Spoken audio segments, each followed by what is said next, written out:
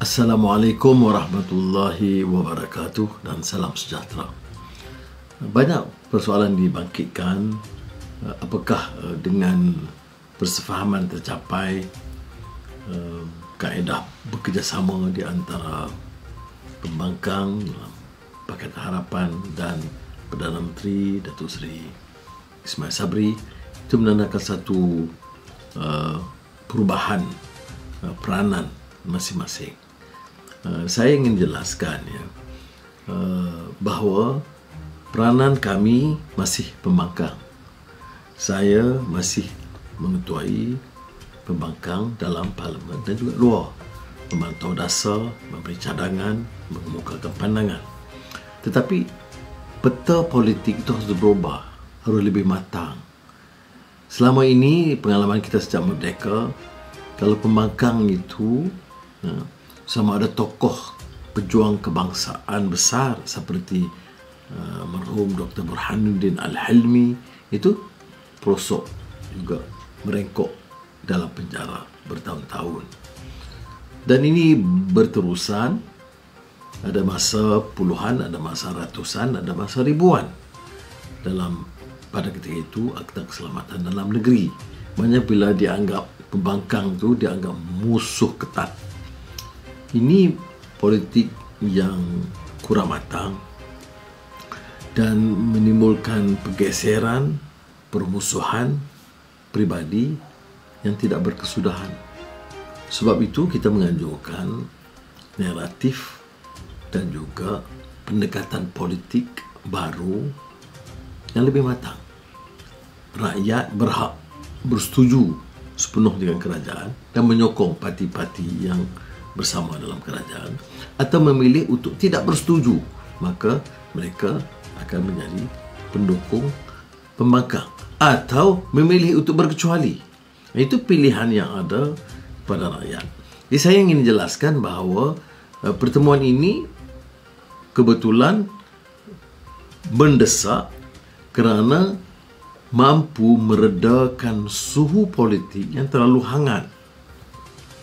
Dan kebetulan dalam pertemuan ketua-ketua parti politik dengan Bahru Yang Maha Mulia Yang di-Pertuan Agong, semangat yang sama disampaikan oleh Yang di-Pertuan Agong dan Tuanku Raja Nazrin, timbalan Yang di-Pertuan Agong. Kuranglah perbalahan dan cari jalan. Dan sebab kami memilih untuk menerima undangan Perdana Menteri dan mengadakan perbincangan agak terus terang, itu kerana kita tahu bahawa negara sedang menghadapi satu malapetaka wabak COVID-19 yang nampak belum ada kesudahan dan belum ada satu pendekatan yang kita anggap mampu meredakan permasalahan itu. Dan terkait dengan masalah ini adalah keadaan ekonomi. Dan ekonomi ini seperti mana yang saya tegaskan berulang kali, ia tidak hanya dari angka, dari data, dari indeks bursa saham dan kadar pertumbuhan dan pelaburan. Ini kehidupan rakyat. Dulu kita bercakap soal B40, sekarang M40 pun dah mula terkesan, ramai dah turun jadi B40. Belum pernah dalam sejarah kita, mungkin masa penaklukan Jepun di tanah Melayu pada ketika itu dan Kepulauan Melayu, yang menyebabkan orang bercakap soal makan ubi dalam kesusahan.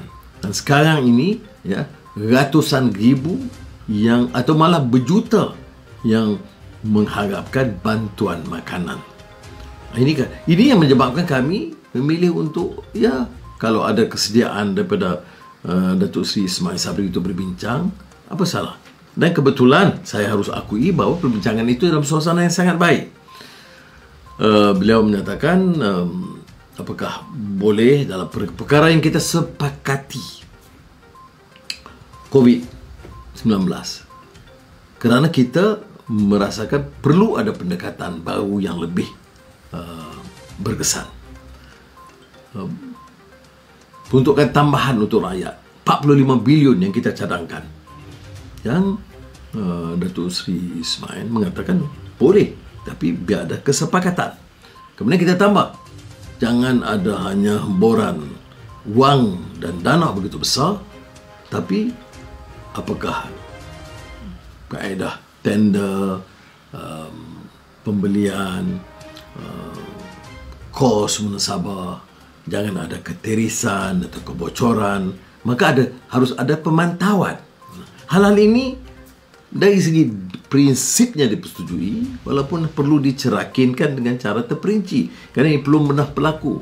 Ada orang yang sebut ini soal CSA, mengenai confidence, maknanya kita bagi pengakuan jangan gagu dalam undi percaya, dan bila undi belanjawan umpamanya, tetapi dalam masa yang sama diberi jaminan tentang layanan kepada ahli-ahli parlimen pembangkang.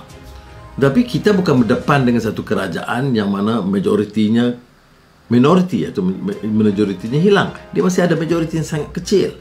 Maka memerlukan satu kerjasama supaya menjamin tidak ada keluh kesah dan kerisauan untuk meneruskan dengan undang-undang, sama ada pembatalan darurat dan sebagainya. Jadi kita terpaksa berolah suatu perkara yang baru, yang ada secebis dari pengalaman CSA, ada sebagai tentang persefahaman baru. Dan ini yang kita lontarkan. Tetapi kita tekankan kepada Perdana Menteri, dan Perdana Menteri mengaku, ya, saya terima peranan saudara masih membangkang, masih memantau, masih mencari apa-apa kelemahan besar, sama ada dasar atau pelaksanaan. Jadi ini tidak berubah. Sebab itu saya tegaskan bila ditanya, bukan kita minta jawatan di situ. Bukan ada rundingan kedudukan. Rundingan itu pertama soal COVID, kedua soal ekonomi rakyat. Dan sekiranya perkara ini dapat disepakati, maka kita boleh beri jaminan, kita akan jamin supaya kerajaan itu agak stabil. Dan Perdana Menteri dan Barisan Jemaah Menteri yang kita harap akan lebih berwibawa, dan kita suarakan janganlah ambil tokoh-tokoh yang nyata prestasinya sangat lemah, ya, asalkan ambil allowance dalam keadaan orang susah, itu kita suarakan. Tetapi keputusan itu keputusan Perdana Menteri. Kita hanya suarakan keresahan rakyat tentang perkara ini. Jadi apakah yang berlaku sekarang? Semalam kita sepakati, kita bersetuju mengambil kira nasihat kepada Yang Maha Mulia Di-Pertuan Agong tentang menyederhanakan politik, mematangkan politik. Jadi sekurang-kurangnya dalam politik kita ini tidaklah umpamanya satu keadaan di mana ada permusuhan yang tajam, sampaikan benci dan mengheret orang, menggunakan jentera kerajaan, polis dan SPRM. Kalau bersalah soal lain, tetapi seperti mana kita tahu dalam berlaku, termasuk tokoh-tokoh besar dulu yang masuk, ya. Dan kita dah baca buku-buku dulu, ya. Kalau sudah baca, ada seorang Menteri Pertanian yang sangat berjasa kepada petani-petani nelayan pada itu, almarhum Aziz Ishak, yang tulis buku mengenai tamu istimewa, ya, special guest, dicampakkan ke penjara ataupun dalam tahanan politik pada masa tersebut. Ada buku yang ditulis oleh Profesor Syed Hussein Ali, Dua Wajah, tentang pengalaman di dalam tahanan. Kita tidak perlu ulangi ini semua, ya. Tambah keadaan sekarang, perubahan cepat.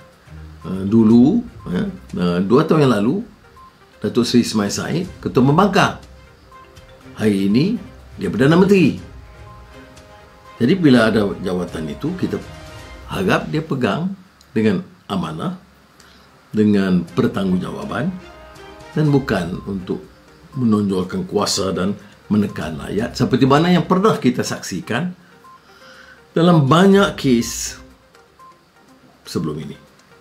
Jadi sangat peranan saya dan rakan-rakan dalam Pakatan Harapan yang kita suarakan hari itu, di saudara Guan Eng juga ada, dan saudara Mas Sabu. Kita suarakan pandangan kita, umpamanya Moratorium Bank, kita ada hujah, ya. ada jawapan, ada gitu. Jadi supaya perkara ini dapat diteliti. Tidak semua yang kita minta tu mungkin dipersetujui, tapi soal suara anak muda undi 18 ini politik dan gambaran terhadap tokoh-tokoh politik hari ini paling memual dan mengaibkan. Orang sebut orang politik ini jadi semua sekali terpalit, ya? Kerana gila jawatan, gila wang, korup atau rasuah. Jadi semua dia terpalit. Saya tidak fikir itu adil, tapi kerana kita lihat begitu rupa, maka sebab itu kita usulkan wujudkan suatu anti-hopping law, mana undang-undang yang tidak membolehkan mana-mana ahli parlimen atau ahli Dewan Undangan Negeri senang-senang jadi perkakas, boleh dibeli ugut. Hari ini dia jadi pemimpin keadilan ke ataupun UMNO ke atau mana-mana parti, kemudian besok dia orang bayar ataupun ada pelawaan jawatan, dia dijual. Prinsip yang terdahulu dan lompat. Ini anti lompat ini kita usulkan dan nampak pada prinsipnya dipersetujui. Undi 18 anti lompat. Jadi kita juga harus kaji tentang badan-badan penguat kuasa, kerana kita sebut di situ tata kelola yang baik. Peranan badan-badan penguat kuasaan harus diteliti. Kita juga bincang soal bagaimana nak pantau wang itu yang dibelanja bilion-bilion itu betul-betul sampai kepada rakyat. Tak ada tirih, tak ada bocor. Kerana ini pernah berlaku, dilapor dalam laporan Ketua Audit Negara. Wang peruntukan minyak diesel untuk nelayan, ada yang sampai kepada yang bukan nelayan. Kerana banyak jentera ada kuncu-kuncu yang mahu dipertahankan. Ini harus dihentikan. Dan oleh itu ya, peranan kami di Makang dan saya sebagai Ketua Makang kan saya teruskan, tetapi ada bezanya.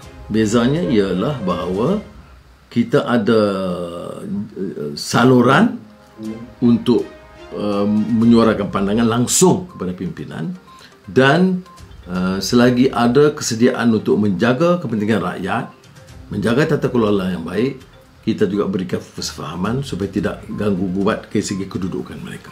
Semoga Allah SWT memberkati usaha kita semua. Wassalamualaikum warahmatullahi wabarakatuh.